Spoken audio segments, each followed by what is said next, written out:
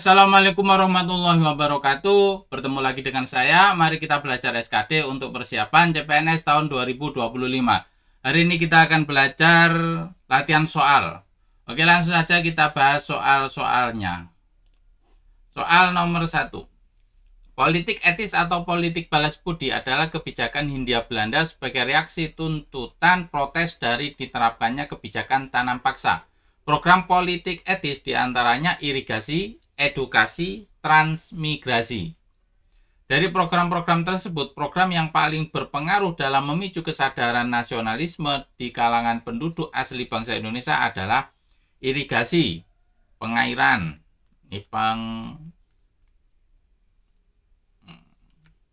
pengairan, karena dapat membuat petani lebih mandiri dan mampu menolak eksploitasi tanah oleh penguasa kolonial. Tidak, ini pengairan ini lebih mengarah ke perkebunan kolonial, perkebunan yang menguntungkan kolonial Belanda. B. Edukasi, karena dapat membuat masyarakat lebih terdidik dan mampu mengkritisi ketidakadilan yang dilakukan oleh penguasa kolonial. Edukasi itu pendidikan. Nah, ini dari pendidikan ini banyak para priai. Jadi yang bisa mendapatkan pendidikan ini golongan priai. Jadi golongan priai ini kuliah di Stovia di Jakarta. Nah, dari perkuliahan ini para pemuda yang kuliah di Stovia ini mendirikan Budi Utomo. Kemudian dari Budi Utomo ini berkembang menjadi Sumpah Pemuda. Nah, Sumpah Pemuda ini puncak dari nasionalisme. Dari nasionalisme ini ya ada Pak Karno, Pak Hatta. Ini puncak dari nasionalisme. Jadi jawabannya yang B.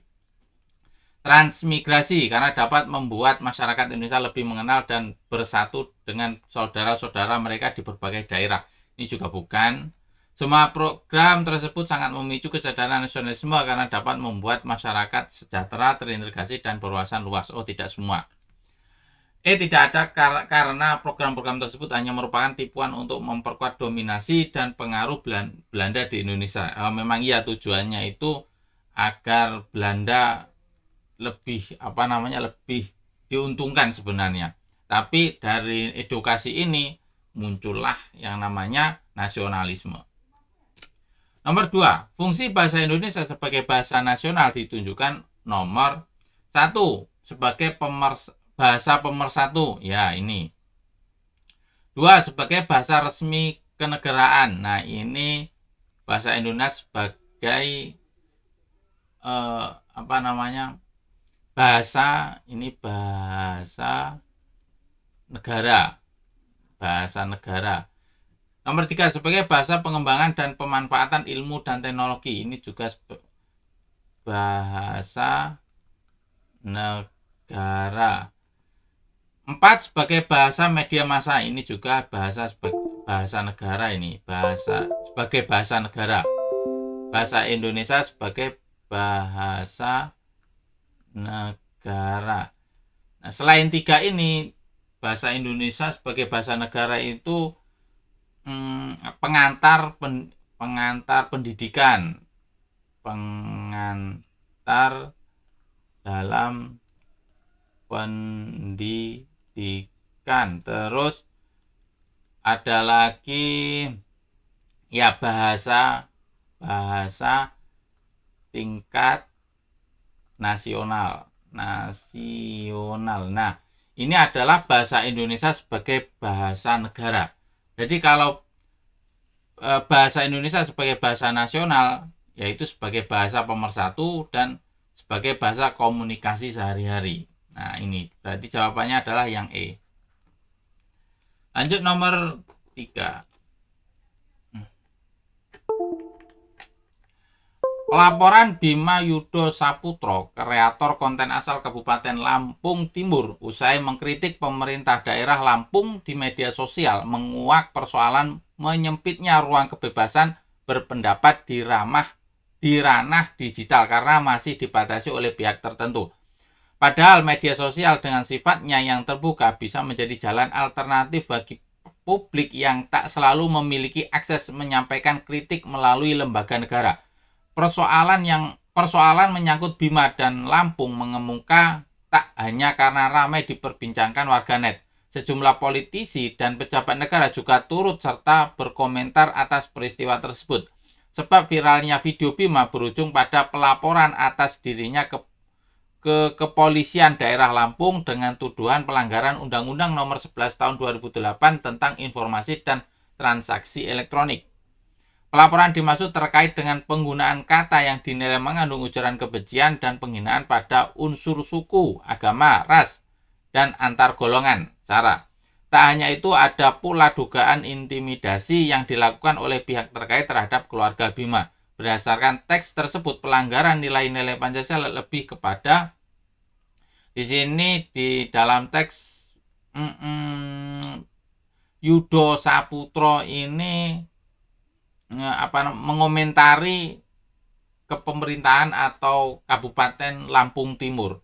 Nah, di sini juga menyinggung ruang kebebasan berpendapat di ranah digital. Nah, berarti berpendapat. Kalau masalah berpendapat, kalau sila pertama ini masalah ketuhanan, sila kedua kemanusiaan,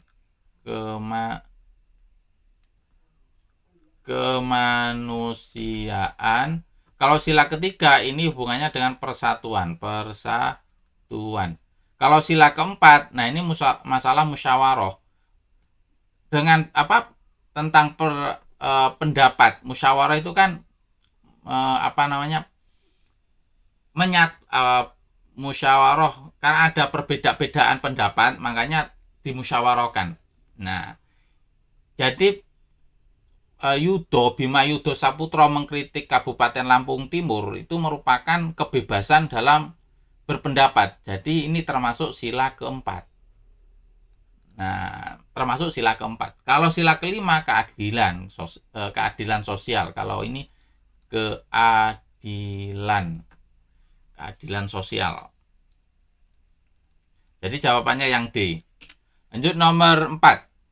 Pak Limbong berternak sapi. Kalimat yang berpolakan sama dengan pola tersebut adalah Pak Limbong subjek, beternak predikat, sapi ini pelengkap. A. Yuno dan Yeni subjek, bertunangan predikat, siang ini keterangan waktu. Mata anak yatim itu predikat subjek, bercucuran predikat, air mata pelengkap. C. Calon anggota dewan itu subjek, menawarkan predikat, sembako objek. Nida subjek, mendonasikan predikat, perhiasan objek untuk rakyat, keterangan. Reza subjek, sedang belajar predikat, TKP objek dengan tutor psikologi, ini keterangan. Berarti SPPL B. Jawabannya B. Nomor 5, Maya berkunjung ke rumah Sinta. Jarak rumah Maya ke rumah Sinta adalah, berarti ini pakai rumus S sama dengan V kali T. Rumah Sinta adalah 110 km. Jika jarak tersebut ditempuh Maya dengan mengendarai sepeda motor berkecepatan 50 km per jam.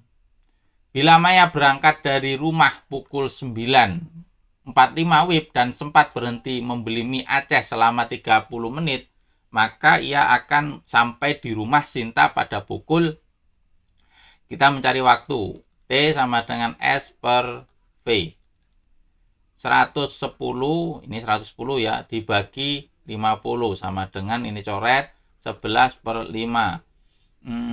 Nah ini, 11 dibagi 5, ini 2, 10, 1. Nah ini 1 kan tidak bisa dibagi 5, kita biarkan saja. Berarti 2, 1/5. 2 1/5 itu kan 2 ditambah 1/5. Ini jam. Nah, ditambah jam ini. Nah, ini 1/5 dikali 1 jam. 1 jam itu kan 60 menit. 60 dibagi 5, ini hasilnya 12. Nah, berarti 12 menit. Kenapa dikali 60? Karena 1 jam itu 60 menit.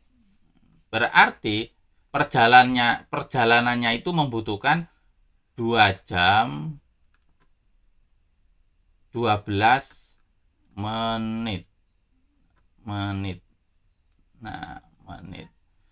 Berhenti 30 menit berarti ditambah 30 menit berarti 2 jam 42 menit. Nah, berangkat jam 9.45 berarti 9, 10, 11. Nah, 45 ditambah 44 berarti gini loh. Berangkatnya jam 9.45, terus ini 2, 4, 2. Nah, ini dijumlah 45 sama 42 itu cara menjumlahnya gini. Kalau jam tidak sampai 100, 45 ditambah 15 itu kan 60. Berarti ini 1 jam. 1 jam. Berarti 9 ditambah 2 ditambah 1 jam. 9, 10, 11, 12. Nah, ini antara ini, antara ini, antara ini. Nah, kemudian ini dikurangi 15. 42 dikurangi 15. Kenapa dikurangi 15? Karena 15-nya ini ke sini. Nah, 42 dikurangi 15 hasilnya 7. 7 ini diambil berarti 4 dikurangi 1 dikurangi tadi berarti 2. 27 jawabannya. Diketahui, nah, hubungan kuantitas yang tepat adalah, nah, kita cari yang M dulu. 5/8, X-nya 8. Dikurangi 12, Y-nya 3/2. 8 dengan 8 coret tinggal 5. Dikurangi 12 dengan 2 ini 6. 6 kali 3, 18. Berarti min 13. Nah, kita cari yang N. 3/4, X-nya 8. Dikurangi 8, Y-nya 3/2. 8 dengan 4, coret tinggal 2. 3 kali 2, 6. Dikurangi 8 dengan 2, 4. 4 kali 3, 12. Hasilnya min 12. Min 6. Min 6, ya benar ya. Min 6. Berarti kok min 12. Min 6. Ini 8, 6 ya. 12, 6. Berarti M 13 min N min 6. Berarti besaran N. Nah, kita cari besaran ini salah. Ini juga salah. Kalau ini tambah besar berarti ini salah juga. Nah, tambah kecil ini. Ini min 12. Oh, salah juga. M 3 ini 18. Ya, besar ini. Benar. Jawabannya. Lanjut nomor 7. Berikut tabel data hutang luar negeri 2 negara. Jumlah hutang luar negeri negara Konoha lebih banyak. Nah, ini Konoha lebih banyak daripada jumlah hutang negeri Wakanda. Terjadi pada tahun, kita cek 18, 20, 22, mana 22, 23, 24. Nah, 7, 0, 1 besaran ini salah berarti. Karena yang ini 55, 55, 56, 56. Oh, sama berarti. Terus 32, 34. Berarti besaran ini. Terus 27, 27, 03, 06. 6 sama 3 besaran 6. Oh, bukan. 16 sama 18 17. 17 sama 18 besaran 18. Nah, berarti jawabannya adalah yang 2024. Nomor 8. Sebagai seorang pemimpin di era teknologi informasi yang terus berkembang, Anda menyadari bahwa keberhasilan perusahaan Anda sangat tergantung pada bagaimana Anda mengelola dan mengintegrasikan teknologi informasi dalam operasi sehari-hari. Namun, bersama dengan potensi manfaatnya, Anda juga menyadari adanya risiko penyalahgunaan teknologi oleh karyawan Anda yang dapat merugikan perusahaan. Suatu hari Anda mendengar rumor bahwa beberapa karyawan menggunakan fasilitas teknologi informasi perusahaan untuk kepentingan pribadi. Menggunakan fasilitas teknologi informasi perusahaan untuk kepentingan pribadi. Hal tersebut tentu menjadi keprihatinan serius dan menuntut langkah-langkah proaktif dari pihak pimpinan untuk mencegah dan mengulangi potensi masalah tersebut. Setelah menyelidiki lebih lanjut, Anda mengetahui bahwa kebanyakan karyawan kurang memahami kebijakan penggunaan teknologi informasi perusahaan. Sikap Anda sebagai pimpinan, ini sebagai pimpinan ya, sebagai pimpinan adalah ya memberi pengetahuan atau yang memberi pengetahuan bagaimana cara memberitahu lah. A. Mengadakan pelatihan intensif untuk seluruh karyawan tentang kebijakan penggunaan teknologi informasi dan mengkomunikasikan konsekuensi dari penyalahgunaan tersebut. Nah, ini ada mengkomunikasikan, memberitahu. Nah, ini solusi ini. B. Menggunakan teknologi informasi lebih lanjut untuk memperkuat sistem pengawasan dan pemantauan terhadap penggunaan fasilitas teknologi di perusahaan. Ini juga bagus.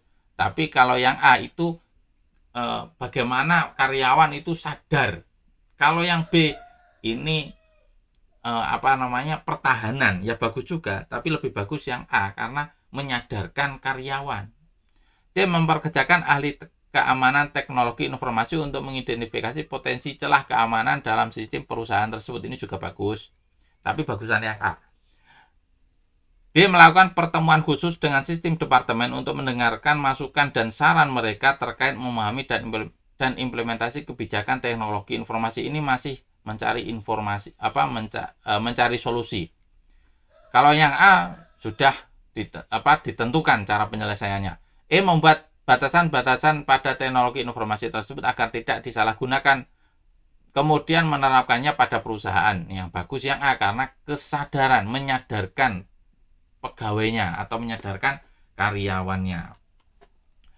Untuk nomor 8.5 adalah yang A. Untuk poin 4 yang mana ya kira-kira? Kita cari membuat batasan-batasan pada teknologi informasi. Nah, inilah.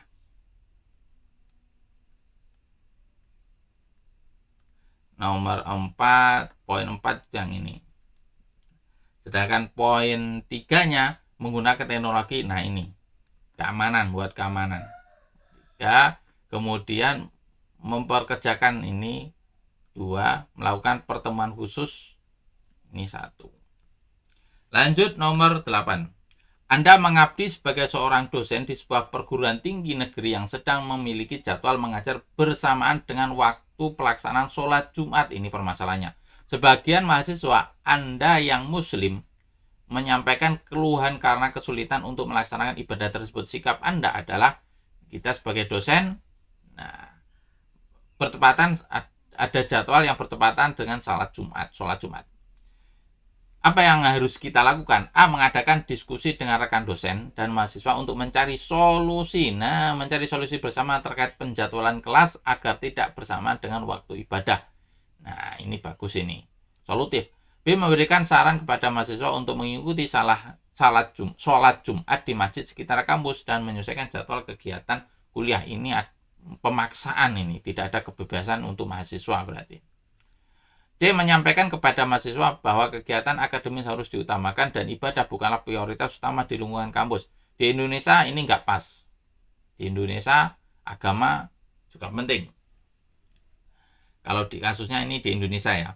Dia membuat kebijakan bahwa mahasiswa yang ingin melaksanakan sholat Jumat dan meninggalkan kelas kuliah harus mendapatkan izin tertulis dari dosen yang bersangkutan.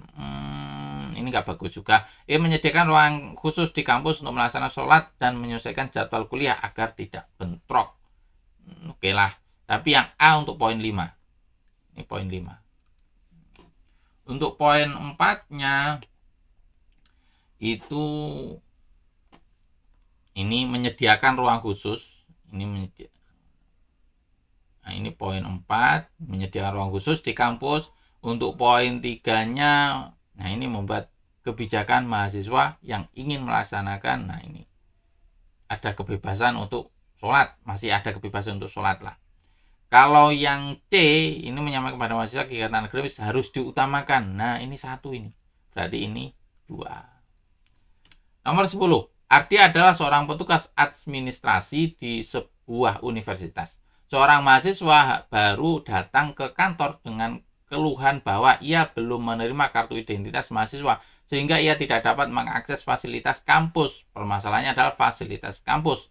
Tidak dapat mengakses fasilitas kampus. Sikap Ardi sebagai petugas administrasi adalah meminta mahasiswa tersebut untuk bersabar dalam menunggu beberapa hari lagi karena kartu identitas sedang diproses oleh pihak terkait. Permasalahan akses fasilitas kampus belum bisa pada saat itu. Ini bukan solutif. B. Segera memeriksa status pemrosesan kartu identitas dan memberikan kartu akses sementara ke fasilitas kampus. Nah, ini solutif. Bisa mengakses fasilitas kampus. Nah, C. Memberitahukan mahasiswa tersebut bahwa ia harus menghubungi unit IT terkait secara mandiri. Nah, ini yalah, kamu sana aja lari dari tanggung jawab lah gampangannya. Dia mengarahkan mahasiswa untuk melaporkan masalah ini secara daring melalui portal keluhan resmi kampus. Tidak aktif, tidak proaktif ini. Menyarankan mahasiswa untuk menghubungi rekan-rekan mahasiswa. Nah, mahasiswa ini juga nggak bagus. Berarti poin 5 adalah B.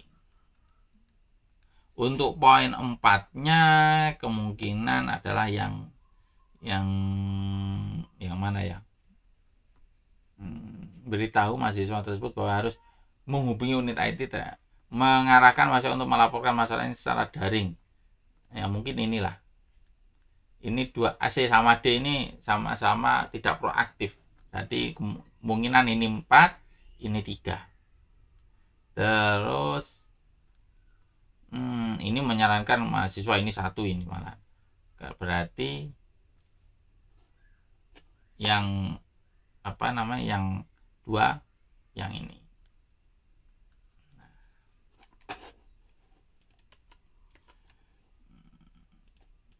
5 bukan 5 soal ya. 10 soal sudah kita bahas, semoga bermanfaat untuk kita semua. Semoga di tahun ini kita lolos PNS. Al-Fatihah. A'udzubillahi minasyaitonir rajim. Bismillahirrahmanirrahim. Alhamdulillahirabbil alamin. Arrahmanirrahim. Iyyaka na'budu wa iyyaka nasta'in. Shiratal mustaqim. Shiratal ladzina an'amta 'alaihim ghairil maghdubi 'alaihim waladdallin. Amin. Terima kasih, saya akhiri. Assalamualaikum warahmatullahi wabarakatuh.